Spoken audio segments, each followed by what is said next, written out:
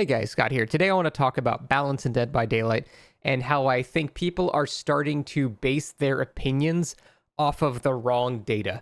Jason is the latest example of this, and a quick preview of what I really want to talk about in this video is very often I'm seeing kind of posts like this one where people are talking about all of the things that Jason has, and they're comparing it to something like Huntress. You know, Huntress is 110, and she has to reload at lockers and limited projectiles, blah, blah, blah, blah, blah. And they're saying, look at all that stuff that Jason has, and look at all the stuff that Huntress doesn't have. And they're saying that's why we need to nerf Jason. When I'm coming at the complete opposite direction, I'm looking at that same argument and going, yeah, we need to buff Huntress. She kind of sucks now. She's 9 years old and has been power crept to shit. She's just simply not a very good killer anymore. And people get like really defensive when you argue in that way, saying that Huntress would be then like oppressive if you made her 115 or something like that. Like, no, she would still not even be very good. The game has changed so much over the years that people are just basing opinions off of very old data. And I want to kind of change the mindset people are coming from because I think it'll be overall better for the game. So this is a post I saw on Reddit last night that kind of is being served as like the springboard for this discussion here. It's why does Jason have so many of quality of life things going for him? So first of all, almost everything on this list is just not quality of life. These are just things that the killer does. Quality of life is something like Singularity getting an auto-aim ability, so he has parity between PC and console players, where they can both aim and target people sort of in the same way. That's quality of life. Just saying he can phase around in super speed, he can choose where to spawn, like, that's not that's just things that the killer can do. That's like saying, oh, well, Bubba is better than Nurse because Bubba has a chainsaw and Nurse doesn't have a chainsaw. Like, it's a very silly argument that doesn't make any sense. So when you're talking about quality of life, it's things that are just like, when you look at it, you go, oh, that's nice. That's convenient. It's not like, oh, this is what the power of the killer is. So that's an important point. So here's the thing about Jason. I firmly believe in time, the general community will realize that this killer is actually very well balanced. I do think there's a couple of outliers. I'm not incredibly blind to your cause if you want him nerfed. I do think that like Deputy Badge, for example, should not regress already regressing gens. That's too much. I think there's a couple of aura reading add-ons he has that is a bit too much, and I think the hinder on removing the spear from you is also completely unnecessary. Other than that, though, I think everything about him is actually very well designed in terms of balance. Maybe not in terms of fun, because it encourages a lot of passive gameplay, but that's a completely separate discussion. We're talking about the killer's strength here, and strength-wise, I think he's almost a perfect target, very slightly above what you should be aiming for. So when I have these discussions with people on, my stream or on Twitter or whatever, I always like that they'll always bring up like, Huntress, for example. Huntress is a very, very common comparison because, she's like the OG projectile killer. Jason is a projectile killer, so very commonly people will talk about Huntress in relation to Jason and how much more shit Jason has. Now, obviously, the argument I'm making here is that's because Huntress is not good. Like, look at any tier list made in the past couple of years. Huntress is not in the top 10, 15, 20, sometimes 25. Huntress is in the middle to bottom half of killers in this game. So it's really weird when I suggest, okay, instead of Jason being nerfed to be permanently 110 or whatever, why are we not making Huntress 115 permanently?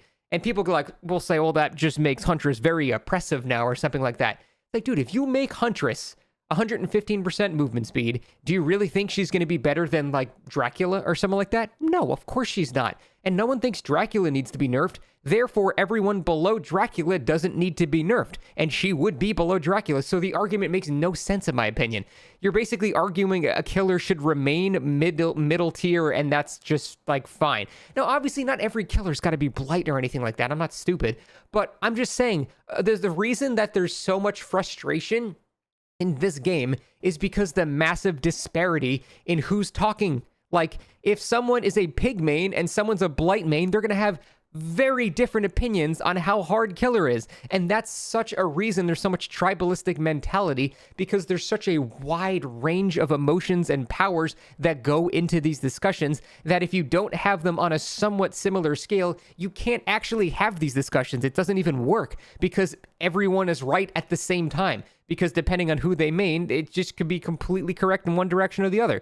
So that's why it's so frustrating that people want to have this giant gap between the weakest and stronger killers, when I would really prefer they're all of somewhat similar strength. Now, I don't want them to all be the exact same strength because that kind of makes things a bit monotonous, but I want them to be like a little bit below Jason here. So the point is people should be trying to argue for everything below that to be raised to that point and everything above that to be lowered to that point. So we have a somewhat even playing field when we're discussing how hard or how easy killer is to play. That's the thing I'm trying to say here. And that is the thing that I think a lot of people are not realizing, because most of their arguments are just like, they're just so incredibly outdated. Like, Huntress is 9 years old at this point. She's like not even in the same game anymore. If you made her normal movement speed, the game wouldn't just suddenly explode. She would still be pretty mid-tier.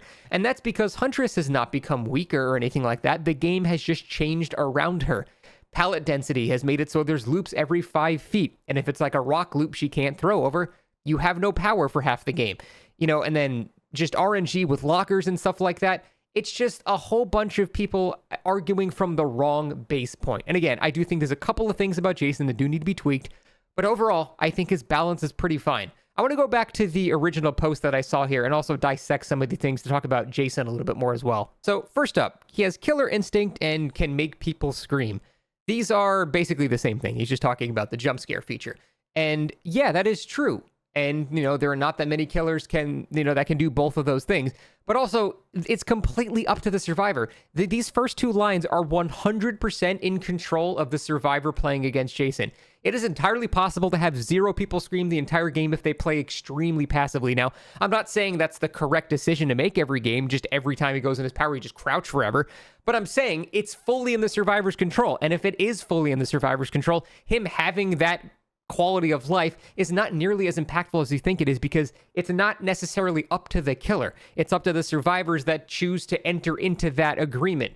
Now, the survivors could be equally passive and no one accomplishes anything and it's a stalemate, but what you do, and I explained this in my last video, is that you ration out who is in a bad spot and they crouch, and people that are totally fine, they keep working on gens, because if they start getting chased, who cares? Like, they have 2 hits, they'll be fine.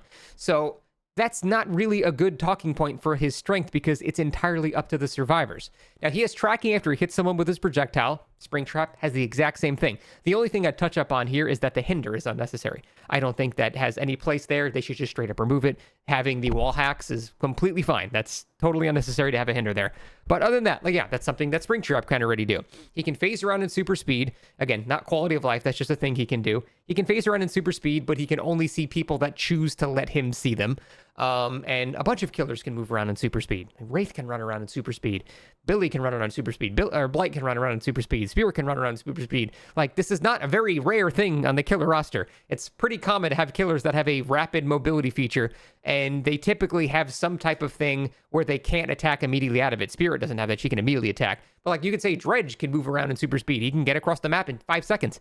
But they're also, relegated to being able to pop out only in certain spots, which sometimes can be very convenient and sometimes can be very inconvenient. So that's not exactly an incredible strength there. You can see footprints while phasing. Again, this ties back into the 1 and 2. Only if people let him. If they're crouch walking, you cannot see anything. It's entirely up to the survivors.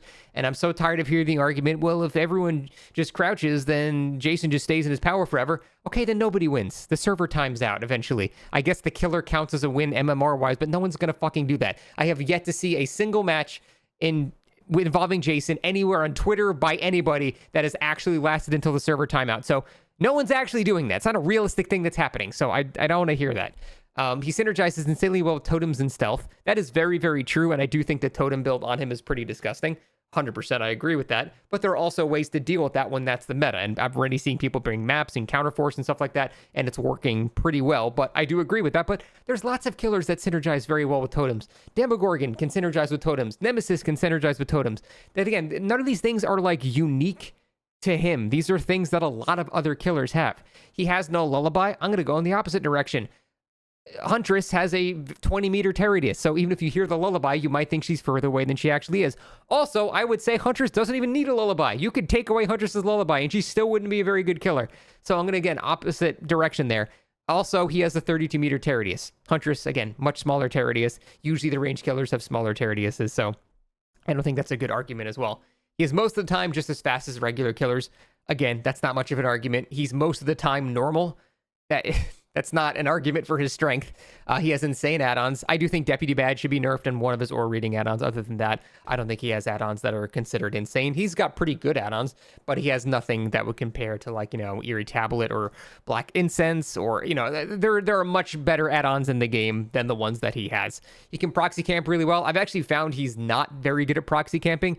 The funny part is a little tip. If you're going against Jason and you have the perk Will Make It, you can unhook someone and heal them right under the hook before Jason can come out of his power and actually hit, because it's so vastly slowed down, unless he does it from like 20 meters away and then walks up to you, at which point you can probably complete the heal anyway. So his radius for the anti-camp is disgustingly high, and it actually negatively affects you a lot when you're not even camping. It's incredibly frustrating. So that works in the complete opposite direction very often as well. Survivors have to mend in an extremely niche scenario where you hit someone and spear them through another person.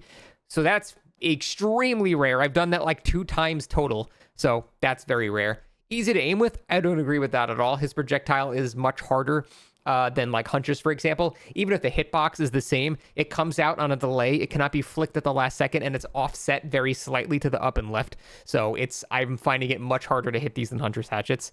Can spot people in lockers. That I wouldn't be opposed to them changing. If you want to go in a locker instead of crouch walking, no red mist there. That's fine.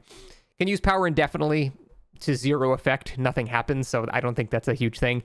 Husk auto attacks are a complete meme that only hits people that are literally sitting still. Can Mori, again, a bunch of killers can Mori mid-match. And yeah, removing spear gives hindered is the last thing I would agree with. But the whole point here is I wanted to just discuss people using weaker killers as a justification for Jason to be nerfed because they're somewhat similar. You can bring up like Trickster and Deathslinger and Huntress as, the premier ranged killers, compare it to Jason, and then say, well, look at that, Jason needs to be nerfed. Complete opposite direction. I would say all of those killers need to be buffed. Legitimately, I don't think most people consider like Huntress and Trickster even in the top 20 of killers. Sometimes Deathslinger can, depending on the tier list, can get in like the top 20. But for the most part, these are killers that if they were made normal movement speed, they still wouldn't even be in the top 15. They would still be mid-tier. And people are so scared and opposed to that because they are coming from the wrong direction. They're using the wrong base point for their argument, and I'm hoping we can kind of reverse that. If we start getting to a point where every killer is slightly below Jason's level, then we can have survivors have strong things and not have killers complain about it. Because if you have a bunch of crazy, pallet density and shit like that, but all the killers in the game are actually pretty good, it's not really a valid complaint from killers that much anymore. It's just the guy who's playing pig and has to kick 24 pallets now. It's like, what the fuck is he going to do?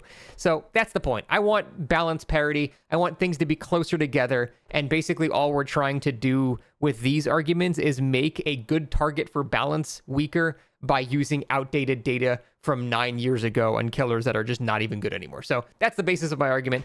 I'm not sure if you guys agree with me here, but it's just something I do feel pretty strongly about. But that's it. Thanks for watching. See you next time.